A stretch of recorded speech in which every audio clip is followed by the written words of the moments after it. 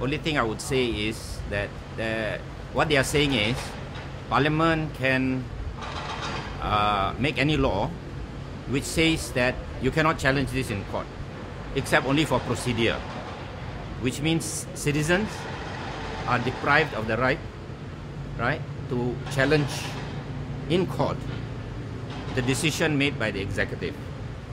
Now this is contrary, that means Parliament supremacy reigns, but cannot, because the law is very clear.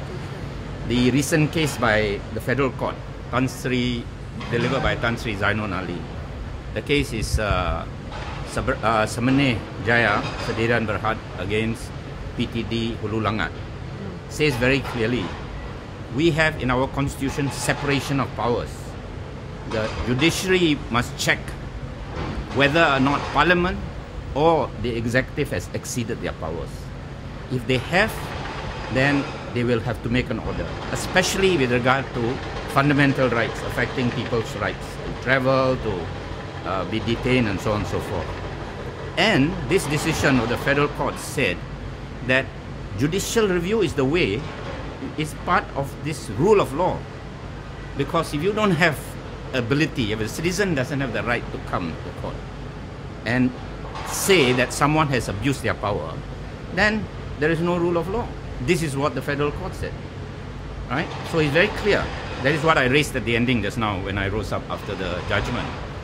So we will of course be appealing this decision, because it can create a crisis, a constitutional crisis, because of course the executive wants to protect itself. It will always say, oh, you cannot review our decision, you have no right to review, except on procedure only. If you make some procedural mistake, that cannot be. You know, in a functioning democracy, this is what Tan Sri Zainon Ali, judge of the federal court, made very clear, that you cannot have this. She described it as a sacrosanct principle. And this was only decided in April last month. So that's very important. Huh?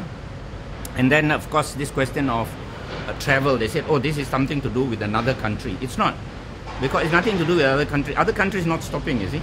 Other countries inviting, but you are stopping.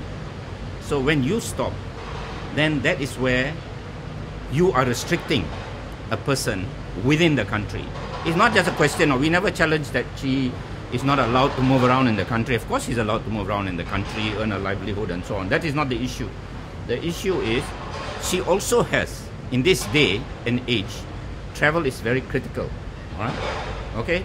We send our children overseas for studies. We do all kinds of business overseas. We interact with the globalized world.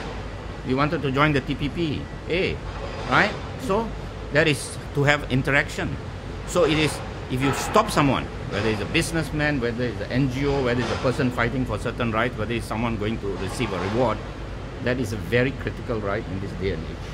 And there is a very clear pronouncement by the Court of Appeal, which says that personal liberty includes the right to travel abroad. Yeah. So for these reasons, we have no choice but to appeal to get the Court of Appeal to reconsider these issues. Thank you.